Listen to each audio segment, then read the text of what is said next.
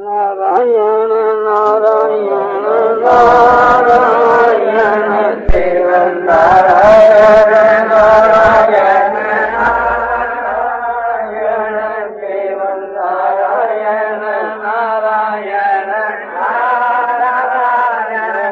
शिव नारायण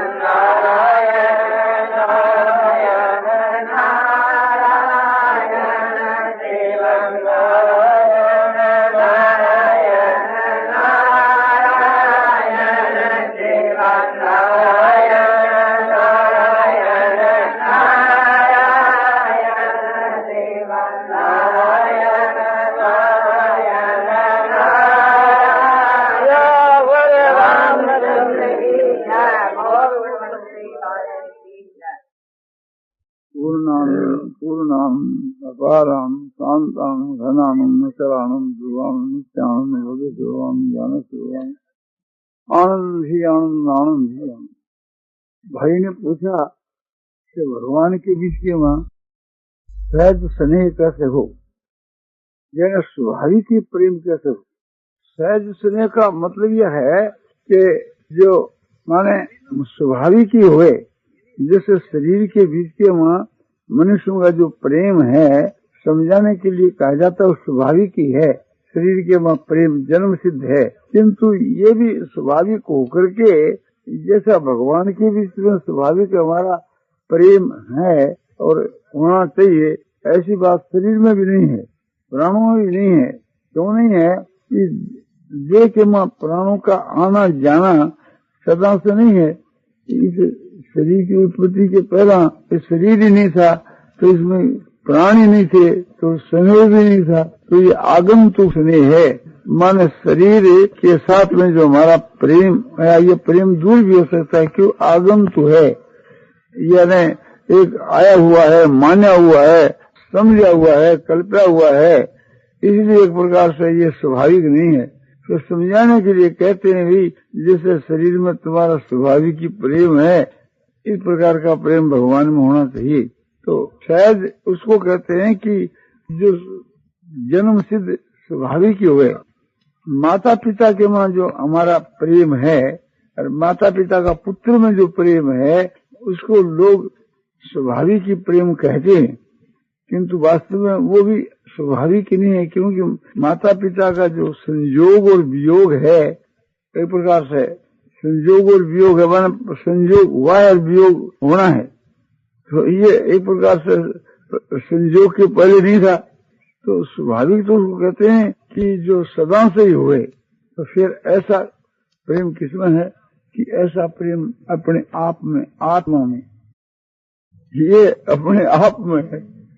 हाँ, उपनिषद में दिख रहा कि स्त्री जो अपने पति से प्रेम करती है वो पति के लिए नहीं अपने लिए करती है। समझो कि पुरुष जो लड़के में प्रेम करता है तो लड़के के लिए नहीं अपने लिए है। तो वो उद्देश्य वहाँ तो उद्देश्य अपना है, अपने लिए अपने, और आत्मा जो खुद है उसमें अपना स्वाभाविक की अपनता ममता प्रेम है कि मेरी आत्मा, मेरा स्वरूप, मैं। तो ऐसा जो प्रेम है वो स्वाभाविक ही भगवान के में होना चाहिए। ये भी भगवान के में हमारा स्वाभाविक प्रेम है होना चाहिए, किंतु उसको हम भूले हुए हैं।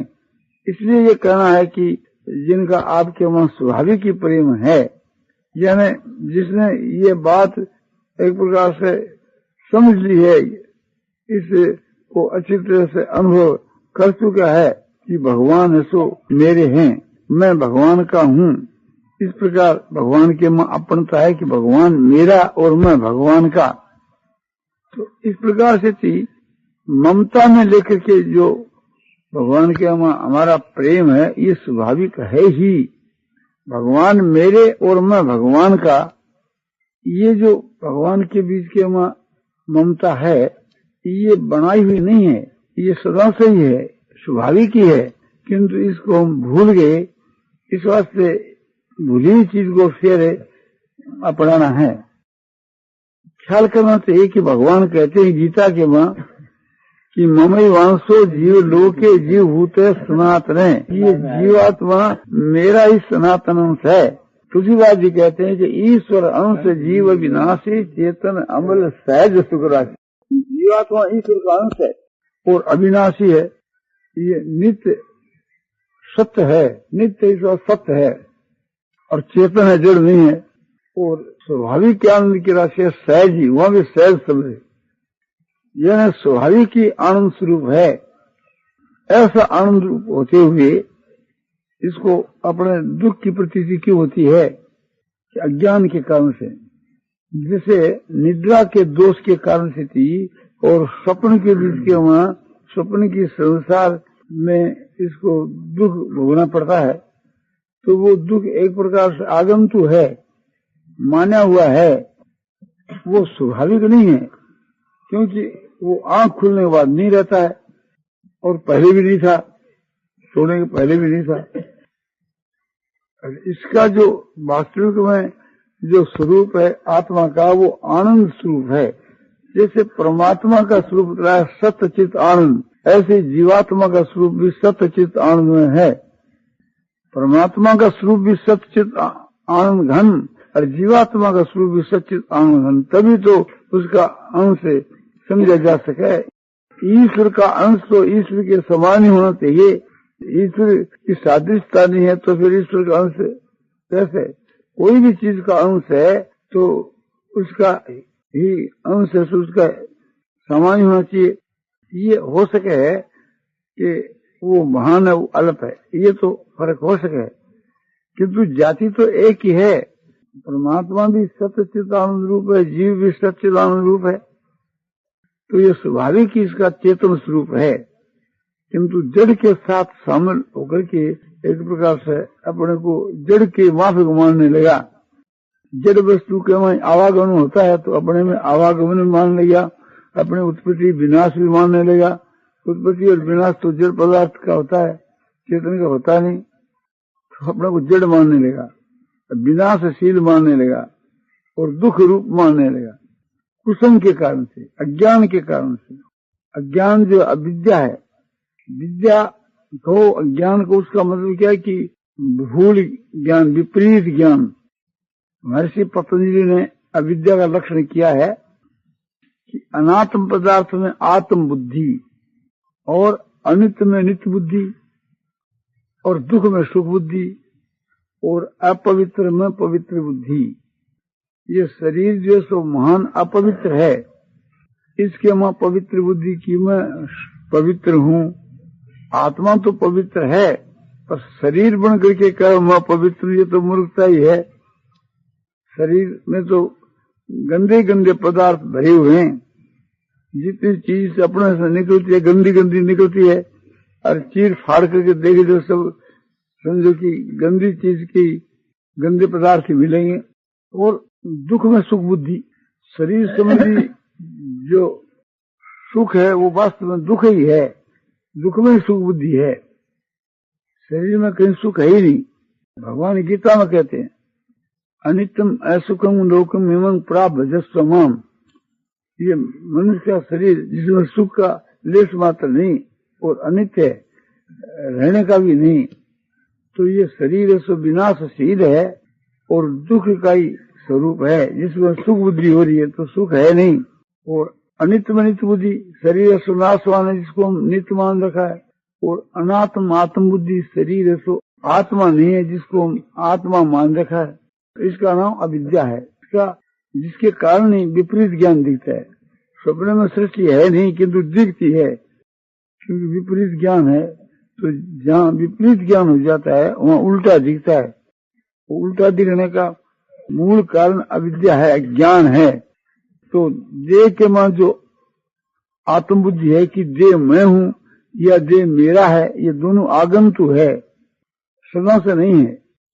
तो इसलिए वास्तव में तो संसारिक पदार्थों में कोई ऐसा दृष्टांत ही नहीं है जिसको आपको बतलाने की स्वाभाविक ही प्रेम है। तो इसके लिए उदाहरण है अपने आत्मा का। अपने आपको आत्म जितना प्रिय इतना कोई चीज प्रिय नहीं है। सबको त्याग सकता है किंतु अपने आप को नहीं त्याग सकता। सबसे इसका विरोध हो सकता है किंतु अपने आप से कभी विरोध नहीं हो सकता। तो ये स्वाभाविक ही आत्मा सो प्यारा है, अपने आप को अपना आप स्वाभाविक प्यारा है, ये कोई सिखाने की बात नहीं है, सदा से ही है। तो इस प्रकार का प्रेम जिसका भगवान के में हुए, तो भगवान में ज्ञान के मार्ग से और भक्ति के मार्ग से, ज्ञान के मार्ग से तो ऐसा होता है कि भगवान ही हमारी आत्मा है, क्योंकि भगवान सबकी आत्मा है। महात्मा गुड़ा के सर्वभूता सहित है, तो भगवान हमारी आत्मा है, अपना आप है। तो ये ज्ञान के सिद्धांत से भी भगवान के बीच के वहाँ अपने स्वाभाविक प्रेम तो है ही, उसकी जागृति हो सकती है। वेद उत्पन्न नहीं होती, वेद तो नित्य और सत्य है, वेद की उत्पत्ति नहीं हुई, तो वेद प्रकट होते हैं। तो इसी प्रकार से थी भगवान के साथ के बीच में हमारा स्वाभाविक प्रेम है, किंतु आवरण के कारण से वो ढका हुआ है। तो आवरण को दूर करना है, अविद्या को दूर करना है। परमात्मा तो सबके हृदय में विराजमान है ही, उसकी प्राप्ति क्या करनी है? कोई अप्राप्ति की प्राप्ति नहीं करनी है, प्राप्ति की प्राप्ति करनी है ना। प्राप्त तो है ही, उसको समझ लेना है। तो ज्ञान के सिद्धांत में तो परमात्मा आत्मा रूप से हमारे हृदय में विराजमान हो ही रहे हैं। उसको ये अनुभव कर लेना है कि परमात्मा मेरी आत्मा है। और भक्ति के सिद्धांत के बीच के वहाँ, भक्ति के सिद्धांत के बीच के वहाँ जो है, संसार में परमात्मा ही अपना आप है, परमात्मा ही हमारा है। परमात्मा के सिवा दुनिया में कोई भी हमारा नहीं है। सब कोई अपने अपने स्वार्थ के मित्र हैं। उमा राम सम हितु जग माही, गुरु पितु मातु बंधु केहू नाही। राम के समान हित करने वाला गुरु माता पिता भाई बंधु कोई भी नहीं है।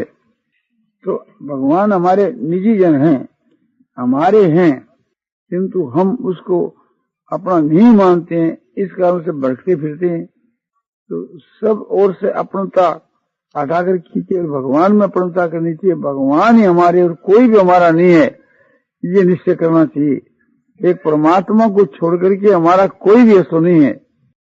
तो परमात्मा को अपने आत्मा से भी बढ़कर प्रिय समझना चाहिए, वो प्राणों से भी बढ़ करके भगवान में प्रेम करना चाहिए।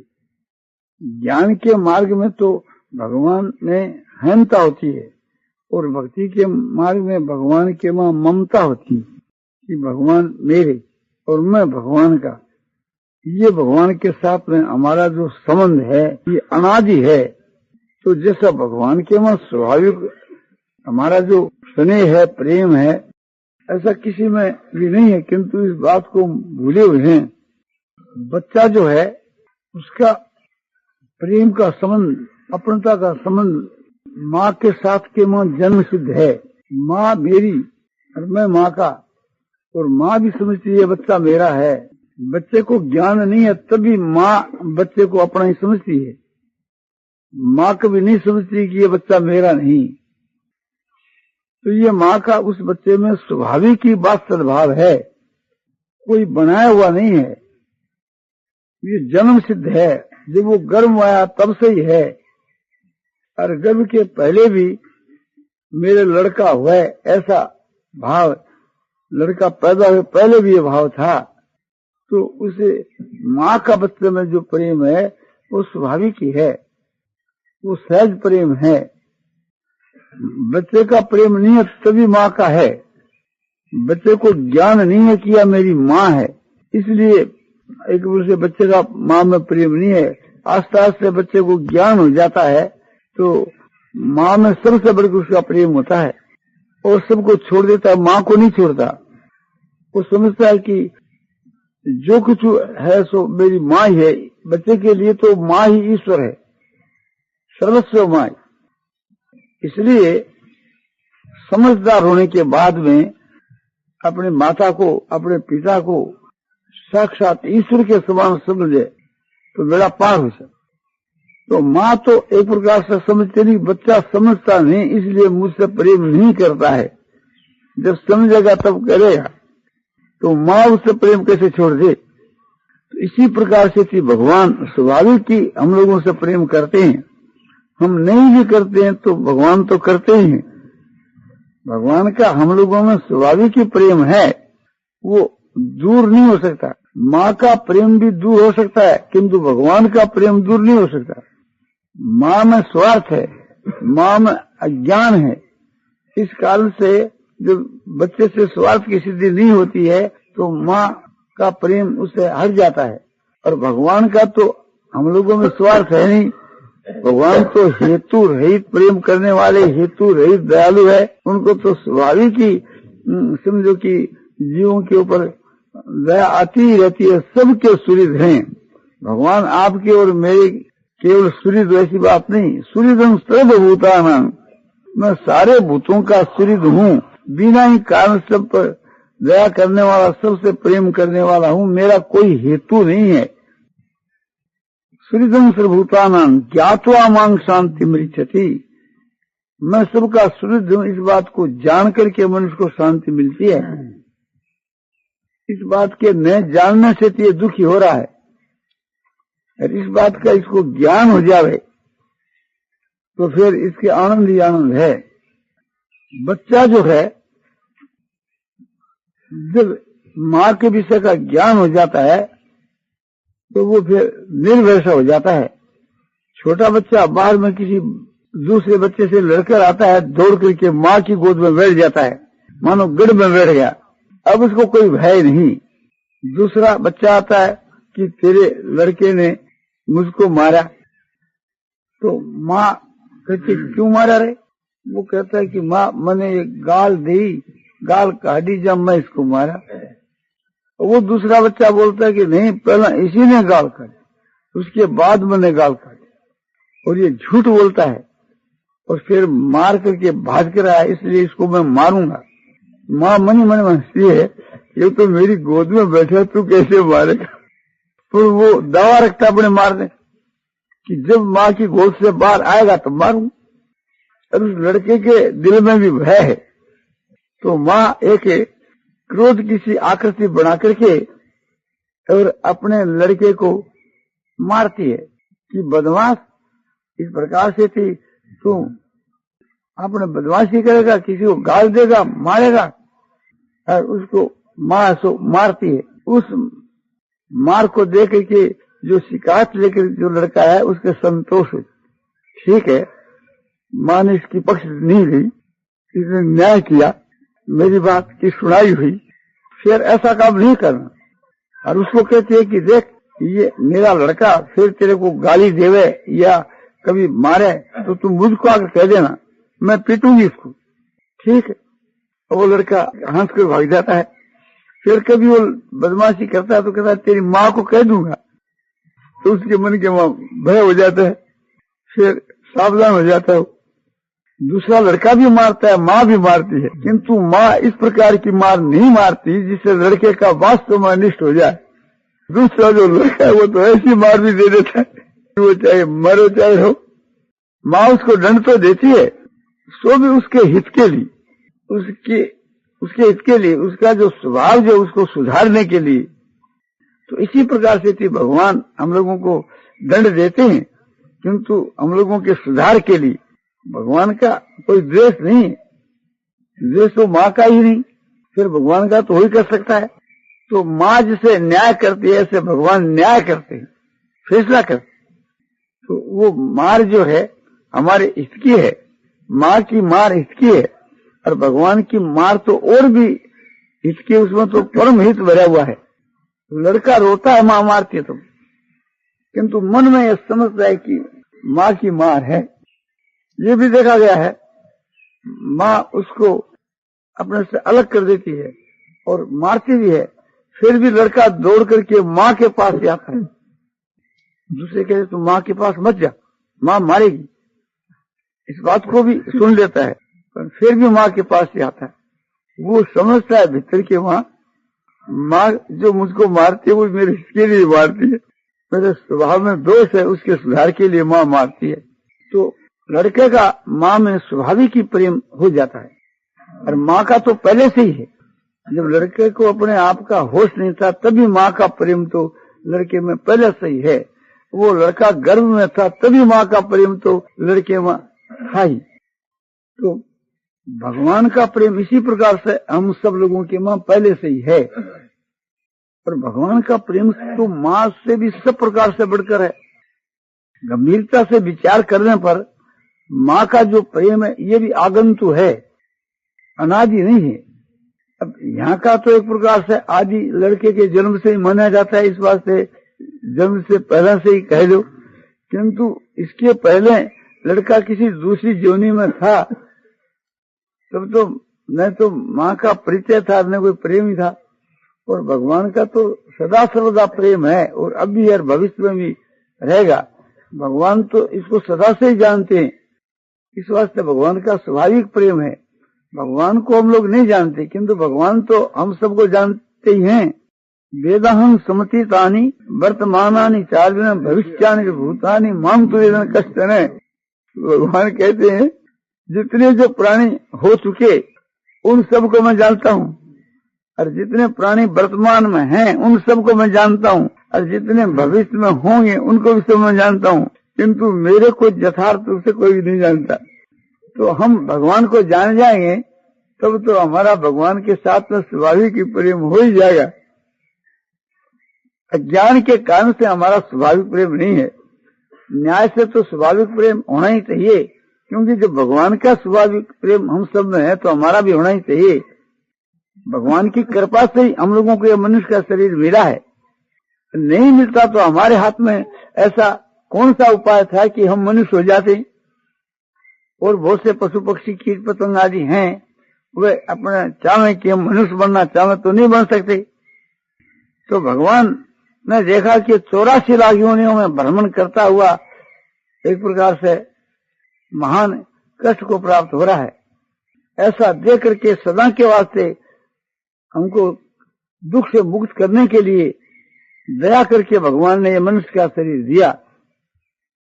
तुलसीदास जी कहते हैं कबहू करी करुणा नर देखी, कबहू करी करुणा नर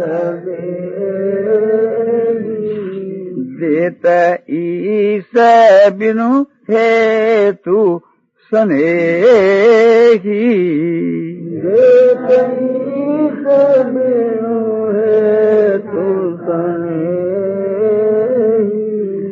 कभी करुणा करके दया करके विशेष दया करके 84 लाख योनियों में भ्रमण करते हुए जीव को भगवान मनुष्य का शरीर देते हैं।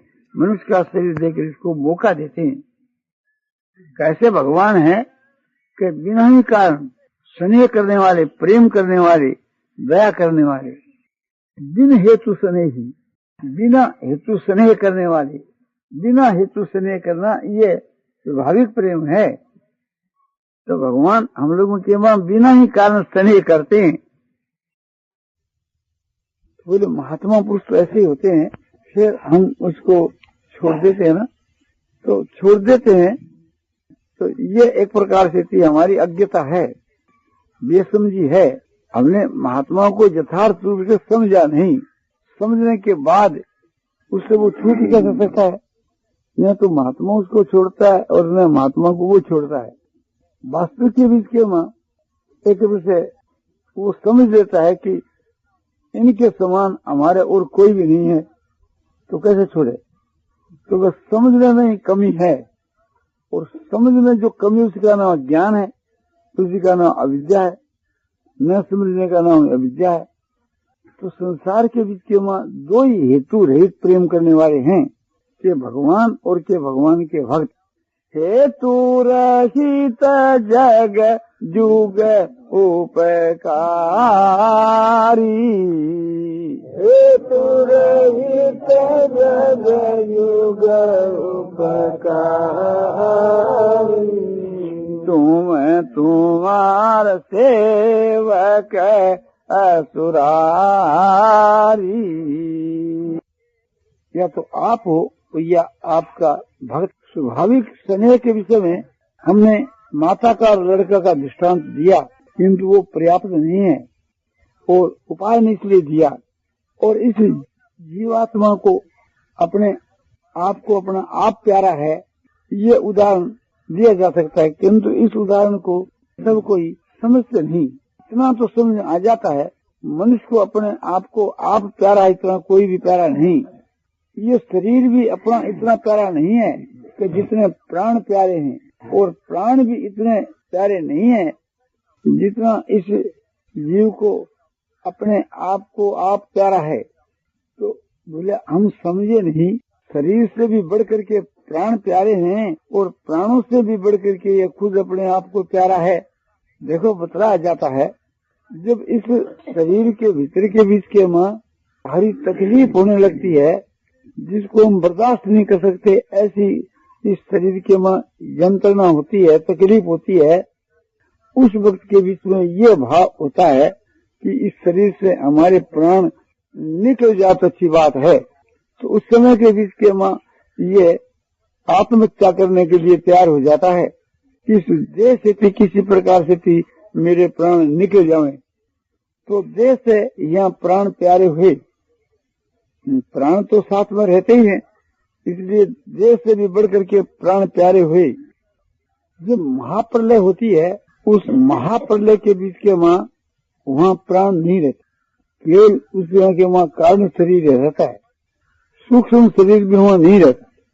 तो उस समय में इनको जो सुख अनुभव होता है, इतना प्राण चलने के समय में इसको सुख नहीं होता, किंतु वो सुख एक तामसी है, इसलिए उसका उदाहरण नहीं देते हैं।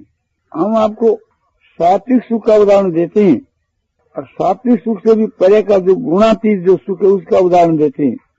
तामसी और राजसी ये दोनों जो सुख है, ये देश काल और वस्तु करके अलग है और नीचे दर्जे का है, इसकी जाति नीची है। और सात्विक सुख की जो जाति है उच्च कोटि की जाति है, और इसकी अपेक्षा वो स्थायी है। तो प्राण से भी बढ़कर के हमारी आत्मा प्यारी है।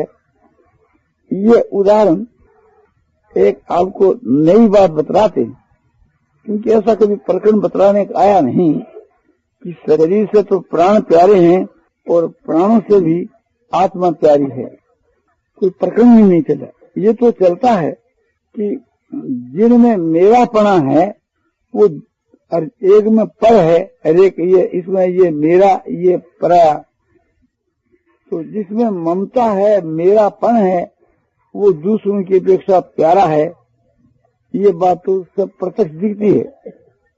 और जिसमें मेरापना है, एक में मैंपना है, जैसे हमारी स्त्री है, हमारा पुत्र है, हमारे भाई बंधु है, ये सब हमारे हैं, हमारा धन है, ये सब हमारे हैं, मैं नहीं। और देह के बीच में ये अभिमान है कि ये शरीर ऐसो मैं हूँ। तो जब आपत्ति आती है तो अपने आप को रखना चाहता है, रखना तो सब कोई चाहता है, किंतु आखिर के बीच के माँ औरों को छोड़ देता है, अपने को बचाता है। किसी घर के बीच के माँ है, किसी घर के बीच में है, आग लग गई तो पहला खुद उससे निकल कर भागता है, वहाँ स्त्री को बेटे को सबको भूल जाता है। बाहर में निकल के रोता है कि मेरी स्त्री भी भीतर है, लड़का भी भीतर है, निकालो। फिर उसके निकालने के लिए प्रयत्न करता है, और ये भी कहता है कि हमारे रोड पड़े हैं उसको भी निकालो, जल जाएंगे।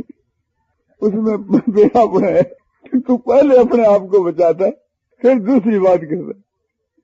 तो जिसमें ममता है उससे तो वो ज्यादा प्रिय है कि जिसमें हंता है, और देह के माँ जो हंता है उससे प्राण ज्यादा प्रिय है। जब इस शरीर के माँ भारी तकलीफ होने लगती है, इसके आग में जल जाता है, इसमें आखाना रसाना, और रात दिन हाय तौबा करता है, तो कहता है भी कोई ऐसी मुझको दुआई दो जिससे मैं मर जाऊं, और शरीर में नहीं रखना चाहता, तो फिर मरना चाहता है। तो प्राण प्यारे हैं देह से भी, और प्राणों से भी बढ़कर आत्मा प्यारी है, समझा। तो ये तो ऐसा स्थल होना चाहिए कि जहाँ एक प्रकार से प्राणों से हम अलग होकर के हैं। तो ये होती है समाधि अवस्था में, जो समाधि लग जाती है तब प्राण रुक जाते। तो वह समाधि अवस्था जो प्यारी है, प्राण चलने वाली अवस्था इतनी प्यारी नहीं है। वो चल मैं प्राण का चलना नहीं चाहता, प्राणों से मैं संबंध रखना नहीं चाहता। क्यों कि समाधि अवस्था के वहां जितना मुझको आनंद है इतना समझो कि व्युत्थान अवस्था में वाणु नहीं है, वो शांति नहीं है, वह उसकी आत्मा ही है, इसलिए वो अधिक प्रिय है। वो समाधि भी दो प्रकार की, एक सविकल्प समाधि है, एक निर्विकल्प समाधि है। तो सविकल्प समाधि समझो कि जिस समय में हमारे प्राण चलते हैं उसकी अपेक्षा तो वो सविकल्प समाधि हमको बहुत प्रिय है कि हमारी ऐसी अवस्था ही बनी रहे। ब्रह्म के स्वरूप में जो समाधि होती है पहले सविकल्प पर पहले दर्जे की, तो वहाँ शब्द अर्थ और ज्ञान ये तीन चीज रहती है। शब्द ज्ञान, शब्दार्थ ज्ञान अनुपाति सविकल्प समाधि, जिसमें आप समझो कि ये ब्रह्म जो है, ब्रह्म शब्द माने ब्रह्म का नाम और अर्थ माने ब्रह्म का स्वरूप और ब्रह्म का ज्ञान, परमात्मा का नाम और परमात्मा का स्वरूप और परमात्मा का ज्ञान ये रहता है। तो ये एक प्रकार से थी सविकल्प समाधि है। इसमें बुद्धि भी साथ के मां रहती है, क्यों बुद्धि से तो ये सब समझता है। और ध्यानावस्था के बीच के वहां प्राण चलते हैं, और ध्यानावस्था के बीच के वहां केवल एक अर्थ मात्र की वस्तु रहती है, सो नहीं। ध्यानावस्था में त्रिपुटी रहती है, ध्याता ध्यान ध्येय, ध्याता ध्यान ध्येय तीन पदार्थ रहते हैं। ध्यान करने वाला और जिसका ध्यान करता है वह, और बुद्धि वृत्ति, बुद्धि वृत्ति तो वहाँ ध्यान के रूप में है, और ध्यान किया परमात्मा का तो परमात्मा वहाँ ध्येय रूप में है, और ध्यान करने वाला ध्याता ध्याता के रूप में है। किंतु वहाँ वो ध्याता उस परमात्मा के में विलीन हो जाता है, और साथ में उसकी बुद्धि और वो संग दोनों विलीन हो जाते हैं, और विलीन होकर के केवल परमात्मा ही रहता है, और परमात्मा के नाम रूप और ज्ञान रहता है। तो इसलिए वो जो ज्ञान है वो एक प्रकार से आत्मज्ञान है। वह परमात्मा और आत्मा वेदांत के सिद्धांत में एक ही चीज हो जाती है। जब एक ही चीज हो जाती है तो उस जगह के बीच के मां वो आत्मज्ञान है। और यदि परमात्मा भक्ति मार्ग से चलता है तो वह परमात्मा का ज्ञान है, और परमात्मा का ज्ञान है तो वहाँ परमात्मा का स्वरूप मौजूद है और परमात्मा का नाम भी है।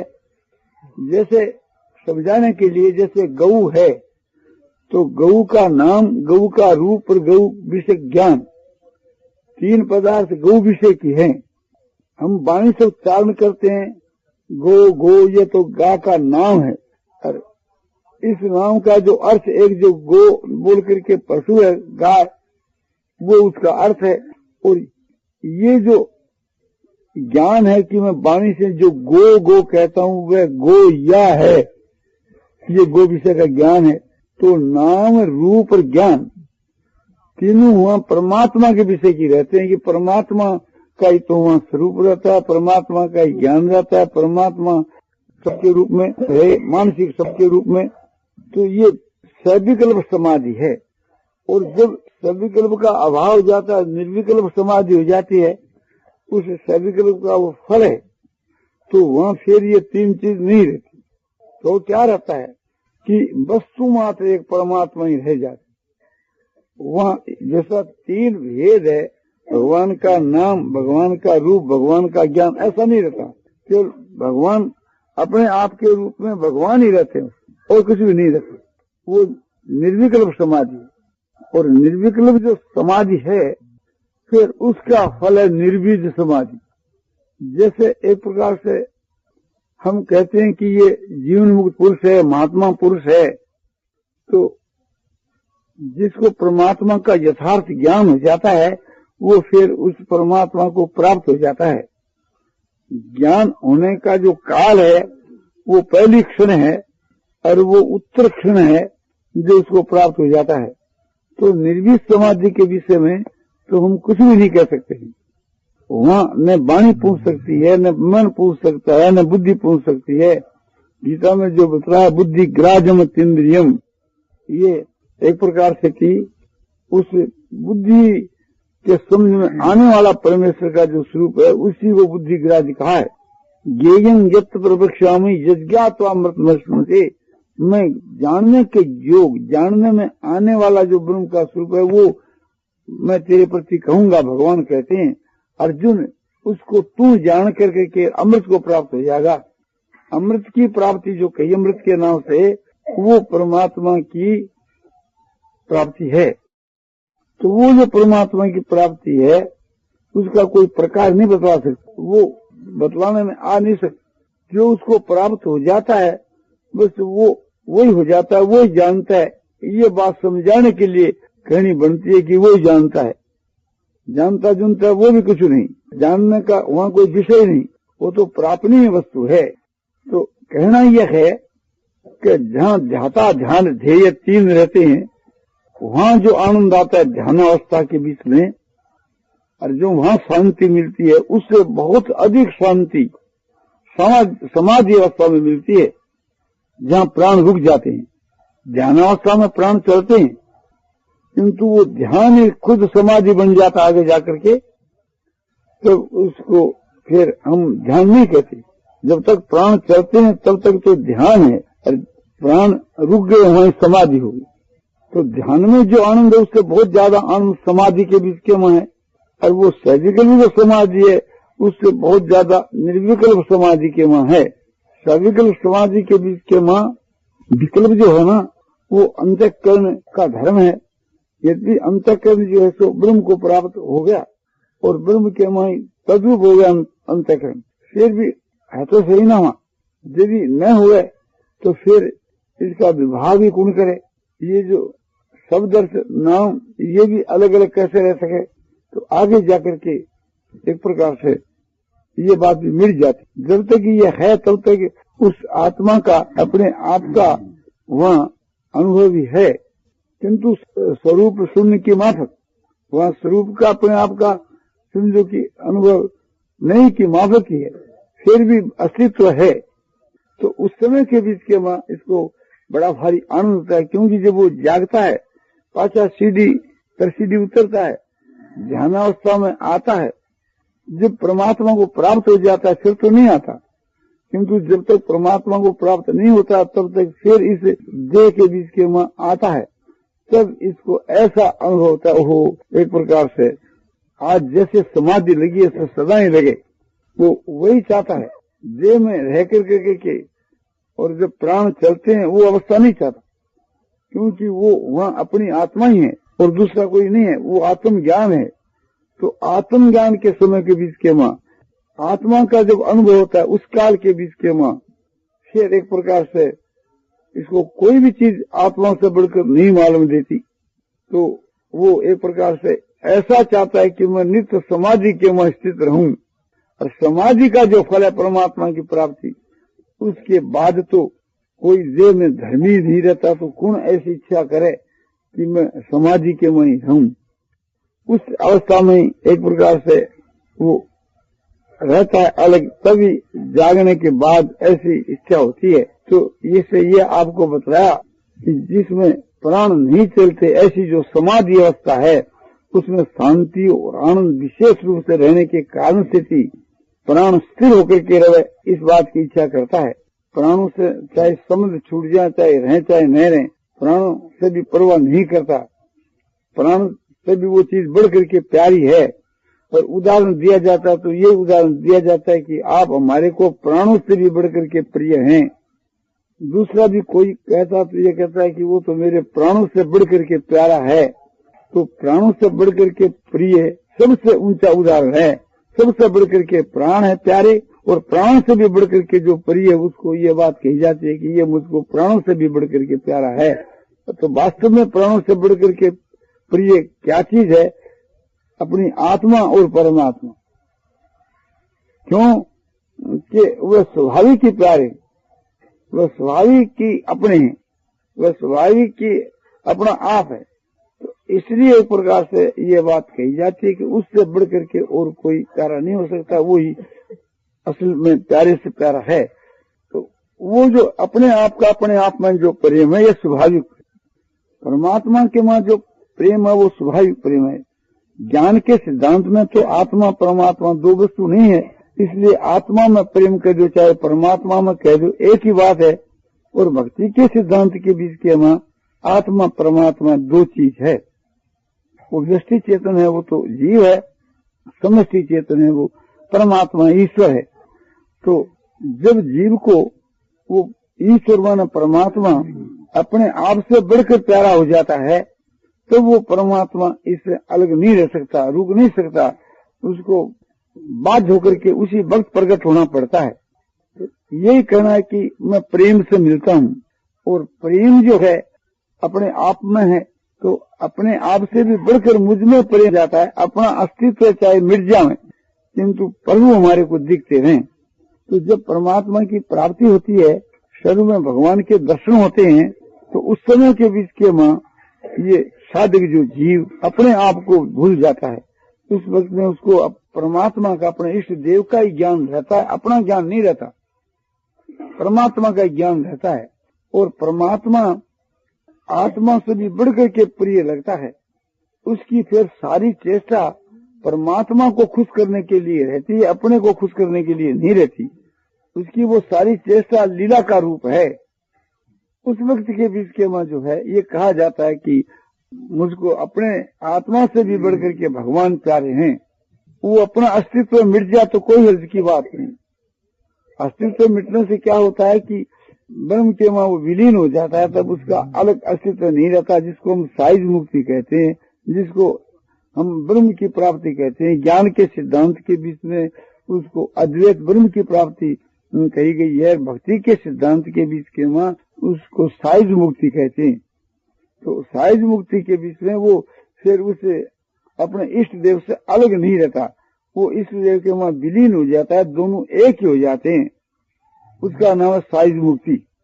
और सामीप मुक्ति में उसके समीप रहता है। सारूप मुक्ति में उसके स्वरूप का जैसा बनकर के रहता है। तो एक प्रकार से उस समय में भी उसको भगवान सबसे बढ़कर के प्यारे होते हैं। सारूप मुक्ति में और सामीप मुक्ति के बीच में अपने से भी बढ़कर के भगवान है। अपना वहां अस्तित्व मिट जाए तो कोई आपत्ति नहीं, भगवान का अस्तित्व तो मिट भी नहीं सकता। और एक प्रकार से वो मिटा भी कैसे सके और ऐसी इच्छा भी कैसे हो सकती है। वहां तो भगवान का अस्तित्व तो सदा है ही, कायम है ही, किंतु समझाने के लिए बात कही जाती है कि भगवान का अस्तित्व कायम रखता है, अपना चाहे हो चाहे मत रहो। नहीं अस्तित्व रहेगा तो भगवान में एक होकर के रहेंगे, और अस्तित्व रहेगा तो उससे भिन्न होकर के रहेंगे। और मुक्ति में कोई फर्क नहीं है, सभी एक ही है, तब आपत्ति क्या। तो उसको कहते हैं कि अपने आत्मा से भी बढ़ करके ये प्यारा है। और वो स्थिति आपकी वर्तमान में हो जाएगी कि भगवान आपको अपने से भी बढ़ करके प्यारे हो जाएंगे। आप अपने शरीर की परवाह नहीं करेंगे, प्राणों की भी परवाह नहीं करेंगे, अंतःकरण की भी परवाह नहीं करेंगे, और किसी की भी परवाह नहीं करके अपने आप को भी चाहे मिट जाओ, कोई अर्ज की बात नहीं है। आत्मा मिटता तो नहीं, परमात्मा में विलीन होकर एक होना ही मिटना है। इसका जो अलग भाव है यही एक से मिटता है। और आत्मा तो नित्य वस्तु, उसका मिटे क्या, वो तो मिटने की चीज नहीं है। सत्य है, नित्य है, चेतन है, उसका तो कभी अभाव हो ही नहीं सकता। आप और सब चीजों का अभाव कर सकते हैं, किंतु अपने आप का अभाव नहीं कर सकती। ऐसा कोई काल के में आप नहीं कर सकते कि भाई आपने अपने आप का अभाव कर दिया। अभाव करने वाला तो रहेगा ना, तो अपने आप का तो अभाव हो ही नहीं सकता। ये बतलाना है कि एक प्रकार से वो एक से एक प्यारे की बात बतलाई। तो इस संसार के बीच के मां जब भगवान इतने प्यारे हो जाते हैं कि आत्मा से भी बढ़कर के, प्राणों से भी बढ़कर भगवान हमारे को प्रिय है, फिर भगवान रुक नहीं सकते, भगवान उसे कभी अलग नहीं हो सकते। सर्वत्र भगवान का दर्शन हम करते हैं, उस वक्त में भगवान हमारे से अलग नहीं हो सकते। और सर्वत्र दर्शन भी तभी हो सकते हैं जब सबसे बढ़कर भगवान हमको प्रिय हों।